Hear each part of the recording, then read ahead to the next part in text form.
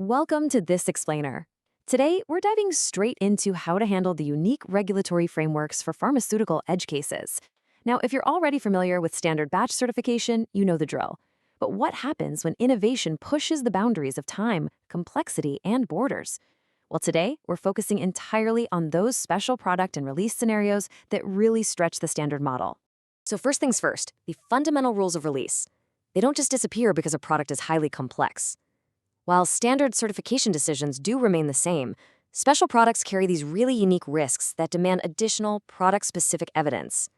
You can't just slap a standard checklist on a living cell therapy or an experimental drug and call it a day. Your very first task is to recognize exactly which specialized controls apply to the specific risk profile sitting right in front of you.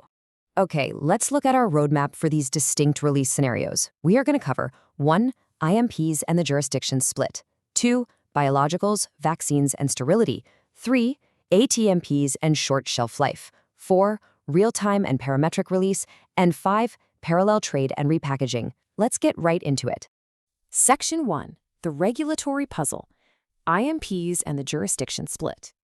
Investigational medicinal products, or IMPs, operate entirely outside of standard marketing authorizations, and their rules are strictly split by borders. Honestly, this brilliantly illustrates the post-Brexit legal split.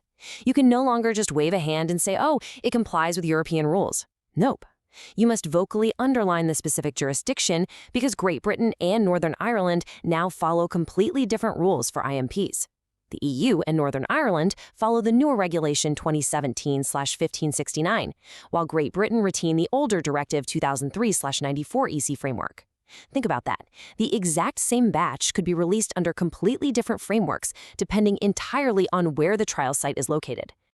And this regulatory separation heavily impacts clinical trial logistics too, specifically blinding. When you're handling blinded packs and comparators in trials, you might take a commercially available drug and over-encapsulate it so the patient doesn't know what they're actually taking. Now, it's absolutely crucial to understand that this over-encapsulation is a regulated manufacturing step. It's not just logistics or packaging. It transforms that commercial product into an IMP, which means it must be released under the IMP framework, not its original commercial license. Moving right along to Section 2, assuring the unseen, biologicals, vaccines, and sterility. Biological products and sterile products require a radically different approach to gathering evidence. Biologicals are large, incredibly complex molecules that are intrinsically prone to batch-to-batch variability. So, the crucial takeaway here is that for biologicals, quantity does not equal activity. It's literally like having a car sitting in your driveway. Just because it's physically there doesn't mean the engine will actually turn on. Potency is what confirms the product actually works. Releasing a biological before the potency assay is complete risks the entire certification on an incomplete evidence package, which is completely unacceptable no matter how much supply pressure you're under. Now, check out the direct contrast between these two sterility approaches. With sterile products, you absolutely cannot prove a whole batch is sterile just by testing a handful of vials at the end.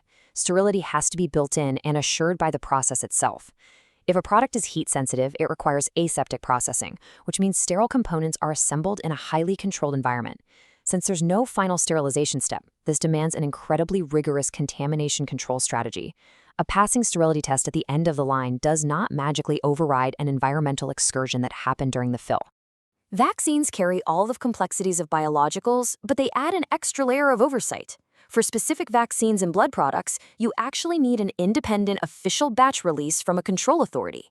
What this means in practice is you cannot supply the product until both the manufacturer's qualified person and the official authority give the green light. One doesn't replace the other. Both are completely mandatory before that product can ever reach a patient. Furthermore, many of these biologicals and vaccines are highly sensitive to temperature. So what happens if the fridge breaks? If a cold chain excursion happens during transport or storage, this systematic decision tree is your ultimate guide to assessing the impact. You have to characterize the exact magnitude and duration of the temperature deviation, and then strictly compare it against your validated stability data. Only if it falls within demonstrated tolerances can you actually document a rationale for release. All right, Section 3, the race against time, ATMPs and short shelf life.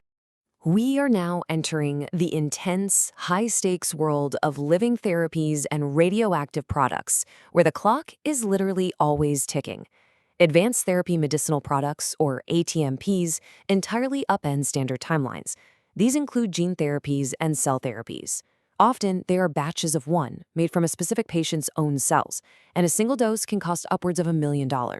With ATMPs, maintaining an unbroken chain of identity from the donor all the way through the manufacturing process and back to that specific patient is a critical safety requirement. A break in that chain is nothing short of catastrophic. But here is a crazy edge case for you.